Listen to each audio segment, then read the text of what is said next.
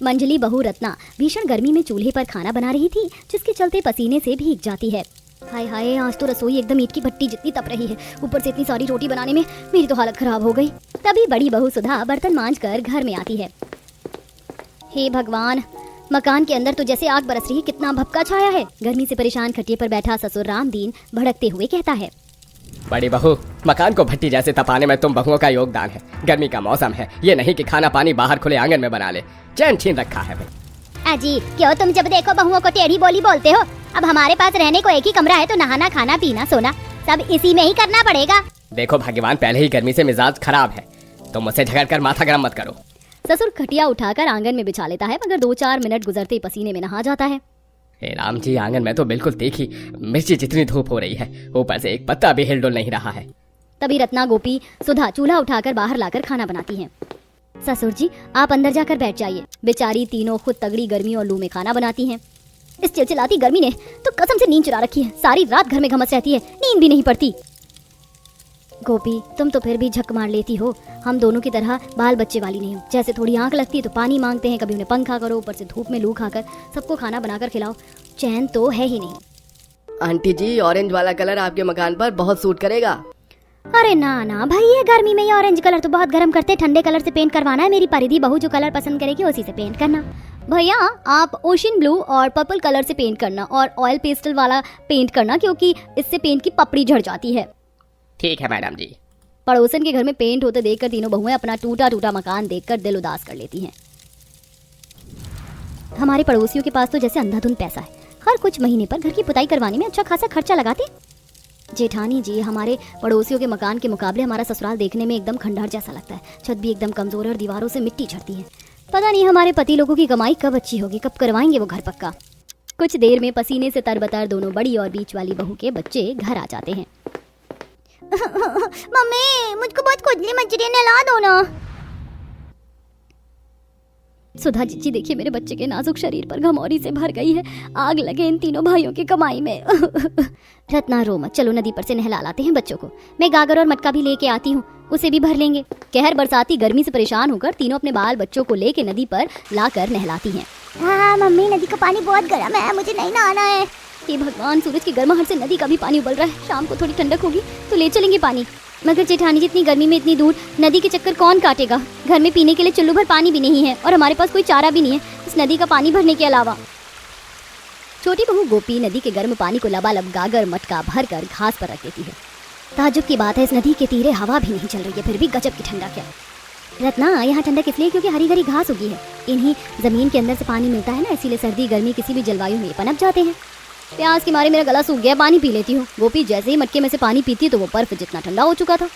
वैसे तो इस चिकने घड़े में रात भर छोड़ने पर भी पानी इतना ठंडा नहीं होता, मगर आज तो मटके ने फ्रिज का पानी फेल कर दिया। तभी बड़ी बहू की बेटी, जो कि छठी कक्षा में पढ़ रही थी, पानी की ठंडक का कारण बताती है। चाची, मटके का पानी इसलिए ठंडा है क्योंकि घास में पानी की नमी होती है। मैंने SST में पढ़ा है, पहले के लोग घास के घर बनाकर रहते थे। बच्ची की बात तीनों बहुओं का जुगाड़ू दिमाग की बत्ती जल उठती है। ये जुगाड़ हमें पहले क्यों नहीं सूझा? हम इस घास का इस्तेमाल करके कितनी जुगाड़ू चीजें बना सकते हैं। तीनों जमीन की सारी घास नोच कर उसे घर ले आती हैं, जहाँ उनके पति कोयले के खान से आकर पसीने में बैठे पड़े थे। आ गई तुम सब? कब से हम प्रतीक्षा कर रहे हैं, खाना परोस दो। और ये घास के बोझे किस लिए लाई हो हमारे घर? मैं तो मालजाल भी नहीं जो चारा खिलाना है। दिनेश के पूछने पर सुधा कहती है, अजी, इस घास से हम गर्मियों में अपना ससुराल बनाएंगे। घर सुधा भाभी, इतनी चिल्लाती गर्मी में घास का घर नहीं टिकने वाला। 2-4 दिन में घास मुरझाकर पीली पड़ जाएगी। अखिलेश देवर जी, आप चिंता मत कीजिए, हम उसका भी कोई जुगाड़ लगा लेंगे। तीनों मिलकर घास की दीवार, दरवाजे और छत की मचान बनाती हैं, जिससे अब उनके गरीब ससुराल वाले सहयोग देते हैं। ये घास तो दीवार पर टिकी नहीं रही है, इसका क्या जुगाड़ लगाएं? गोपी बहू, दीवारों पर पहले कच्चे गोबर मिट्टी से लीप दो, फिर देखना आसानी से घास चिपक जाएगा। गोपी अपनी सास का जुगाड़ू पैतरा आजमा कर ऐसा ही करती है। वहीं दो बहू ऊपर चढ़कर घास की छत बनाती हैं। रत्ना, हमें मचान पर घास की मोटी परत बिछानी होगी ताकि आंधी तूफान में उड़े नहीं। उसका भी जुगाड़ है मेरे पास, हम किनारों पर ईंट रख देंगे। घास का घर तैयार करते सूरज डूब जाता है। सब घर के अंदर आते हैं, जहाँ गजब की ठंडक थी। तभी रामदीन प्रशंसा करते हैं। गोदावरी, मेरी जुगाड़ू बहुओं की तो दाद देनी पड़ेगी। इतने दिनों से गर्मी में घर चिमनी जितना भभकता था, मगर आज कितनी राहत है। सच में यहाँ आज घर में घमस नहीं है। माँ जी, बाबूजी, आप सब लोग खाना खाएंगे ना? नहीं बहू, मेरी तो खाना खाने की इच्छा नहीं है। बस एक गिलास मटके के ठंडे पानी में सत्तू घोल के। सुधा जैसे ही मटके से पानी निकालती है वो गुनगुना था। मटके का पानी तो दोबारा से गर्म हो गया, इसका जुगाड़ करना पड़ेगा। सुधा मटके के चारों तरफ घास लगा देती है जिससे पानी ठंडा रहने लगता है। वाह बहू, ये ठंडा ठंडा सत्तू पीकर मेरी तो सारी गर्मी उड़नचू हो गई। फिर तीनों जुगाड़ू बहुएं रसोई में खाना बनाती हैं जिससे कमरे में गर्मी भरने लगती है। हमारा घास का घर फिर से तपने लगा। कमरे के अंदर ही रसोई है तो ये तो होगा, हमारे ससुराल वालों ने मकान बनवाते टाइम एक किचन भी नहीं निकलवाया। रसोई तो अलग होनी चाहिए, ऊपर से इस रसोई में रैक भी नहीं है, सारा सामान बिखरा रहता है। रत्ना के कहे पर गोपी अपने जुगाड़ू दिमाग को दौड़ाती है। अंजलि जेठानी जी, अगर हम चाहें तो घास की जुगाड़ू रसोई बना सकती हैं। अगले दिन तीनों तपतपाती गर्मी में जंगल से हरी भरी घास और कुछ लकड़ी काट कर भी घर लाती हैं, जिससे वो आंगन में नींव खोदकर जुगाड़ू घास की रसोई बनाती हैं। वैसे हमारी घास वाली रसोई एसी रसोई जितनी ठंडक कर रही है ना। हाँ सच में, यहाँ मन भी व्याकुल नहीं हो रहा। बस मसाले के डिब्बे रखने के लिए लकड़ी की रैक बना लेते हैं। तीनों बड़े सुख से घास की रसोई में खाना बनाती हैं, जहाँ गर्मी पास होने के लिए उन्हें बीच से खिड़की भी निकाली थी।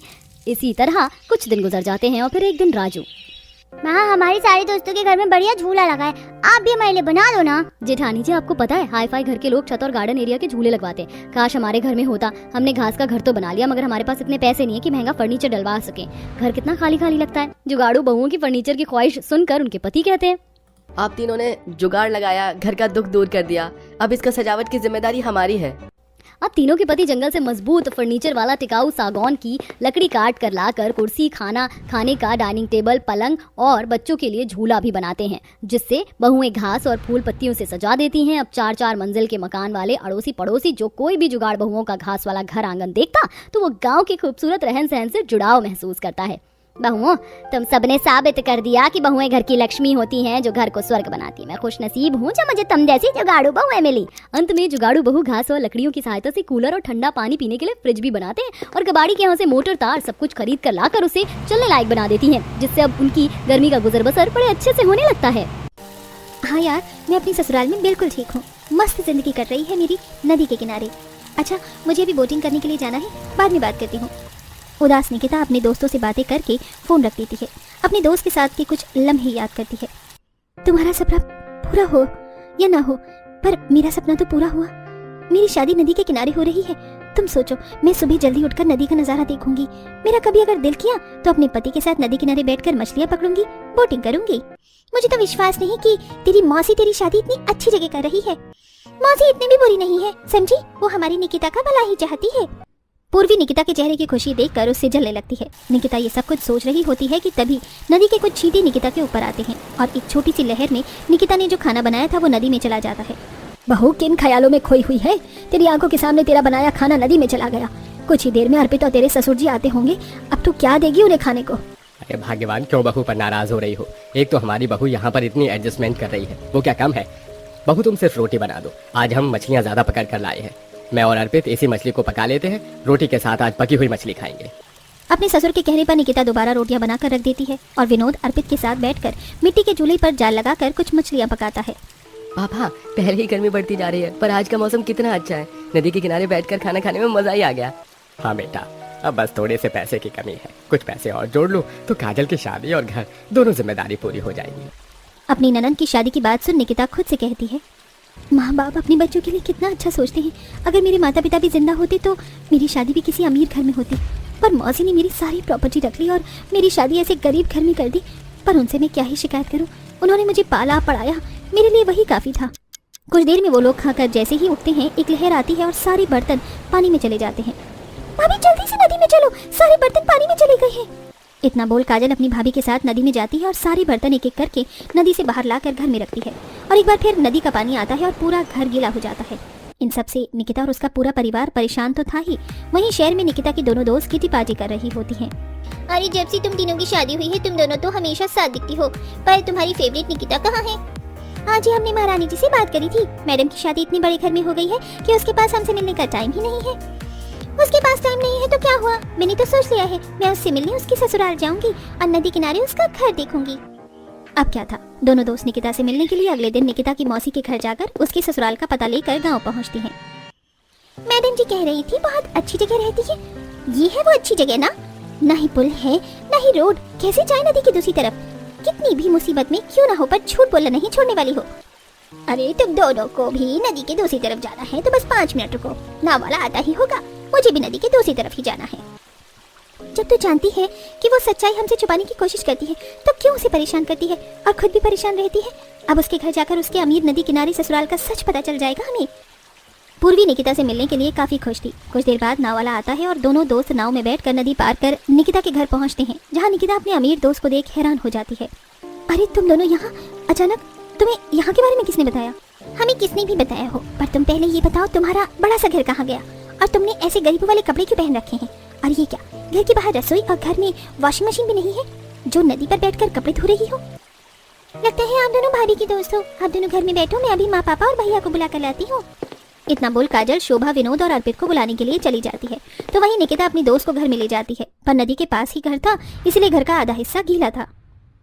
घर तो अंदर से भी गीला है, तुम खाट के ऊपर पैर करके बैठ जाना। निकिता, ये सब क्या है? तेरे घर में तो बैठने की भी जगह नहीं है और तू कह रही थी कि तू बहुत अच्छी जिंदगी जी रही है। मैंने तो पहले ही कहा था ये हमसे झूठ बोल रही है। मैं कोई झूठ नहीं बोल रही, हम नदी के दूसरी तरफ रहते हैं, हमारा असली घर दूसरी तरफ है। ये जमीन भी हमारी है, इसलिए हम लोग यहाँ रुके हुए। बहुत जल्द मेरी ननद की शादी है और हमने कुछ पैसे जोड़े हैं ताकि यहाँ घर बना सके। अगर यकीन नहीं होता तो रुको, मैं अभी दिखाती हूँ तुम्हें। अपनी गरीबी छुपाने के लिए निकिता बिस्तर के नीचे से कुछ पैसे निकालकर अपनी दोस्तों को दिखाती है, जिसके बाद पूजा का मुंह बंद हो जाता है। कुछ देर में शोभा अपने परिवार के साथ हाथों में मिठाई, समोसे आदि लेकर आती है और काजल घर के बाहर बैठकर मेहमानों के लिए चाय बनाती है। अब तो तुम्हें विश्वास हो गया कि निकिता झूठ नहीं बोल रही। भला गरीबों के पास इतने पैसे कहाँ से आएंगे? पूजा पूर्वी की किसी भी बात का जवाब नहीं देती और नाश्ता करके वहां से जाने लगती है। तब पानी की लहर उठती है जिसमें दोनों ही दोस्त गीली हो जाती हैं। अरे बेटा, तुम दोनों तो गीली हो गई, अब एक रात यहीं रुक जाओ। नहीं आंटी, हम तो बस यहाँ निकिता से मिलने आए थे। हम निकिता के कपड़े पहन के यहाँ से चले जाएंगे, घर जाना बहुत जरूरी है। सुनिए जी, बहू के तो सारे कपड़े फट गए हैं और हम घर बनाने के लिए एक एक पैसा जोड़ रहे हैं। खाली हाथ मेहमानों को कैसे यहाँ से जाने दें? पैसे उधार लेकर अच्छे से स्वागत तो कर दिया, पर ये लोग क्या सोचेंगे कि निकिता के ससुराल वाले कितने गरीब हैं। पूजा शोभा की सारी बातें सुन लेती है और उसे पूरा विश्वास हो जाता है कि उसकी दोस्त की शादी गरीब घर में हुई है, और इसीलिए कपड़े बदलने के बहाने जब पूजा घर में जाती है तो वो निकिता के घर में रखी सारे पैसे चोरी कर लेती है। कुछ देर में वो दोनों दोस्त नाव में बैठकर शहर के लिए रवाना हो जाती हैं। अगले दिन बहू, मैंने आज मिस्त्री को बुलाया था, उसने एडवांस में 50,000 रुपए मांगे हैं। तुम घर से कुछ पैसे ले आओ। विनोद के कहने पर निकिता घर में पैसे लेने जाती है और घर में पैसे न देख परेशान हो जाती है। और जब इस बारे में घर वालों को पता चलता है तो विनोद को हार्ट अटैक आ जाता है। अजय, ये आपको क्या हो गया? निकिता, तुम इतनी बड़ी लापरवाही कैसे कर सकती हो? पैसे कहाँ जा सकते हैं? अगर आज पापा को कुछ हुआ तो मैं तुम्हें कभी माफ नहीं करूंगा। यहाँ तो कोई हॉस्पिटल भी नहीं है। काजल, तू जल्दी से नाव वाले को बुला। नाव वाले के आते ही अर्पित विनोद को शोभा के साथ हॉस्पिटल ले जाता है। तो वहीं दूसरी ओर पूजा पूर्वी को पैसे दिखाते हुए कहती है, बस गरीब के पैसे लेकर आई हूँ मैं। अब देखना कैसे वो खुद फोन करके अपनी गरीबी का सच बताती है। बहुत झूठ बोल लिया उसने, अब उसे सच बोलना ही होगा। पूजा, हम निकिता के दोस्त हैं, ना कि उसके दुश्मन। ऐसे ही उसकी मौसी ने उसके साथ इतना गलत किया। अगर वो अपनी गरीबी हमसे छुपा रही है तो इसमें क्या गलत है? तू भी तो बहुत सी चीज छुपाती है। तूने ये सही नहीं किया, तो अभी मेरे साथ चल और ये पैसे उसे वापस दे। अगर तूने ये पैसे उसे वापस नहीं दिए और उससे माफी नहीं मांगी तो मैं तेरे खिलाफ चोरी की रिपोर्ट लिखवाऊंगी। पुलिस का नाम सुनकर पूजा डर जाती है और पूर्वी के साथ वापस निकिता के घर आती है, जहां तूफान में निकिता का घर टूट चुका था। और जब विनोद के बारे में पूजा और पूर्वी को पता चलता है तो पूजा को अपनी गलती का एहसास होता है।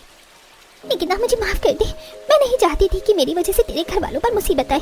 मैंने तो बस ये पैसे इसलिए चोरी करे ताकि तू सच बोले, ताकि हम तेरी मदद कर सके।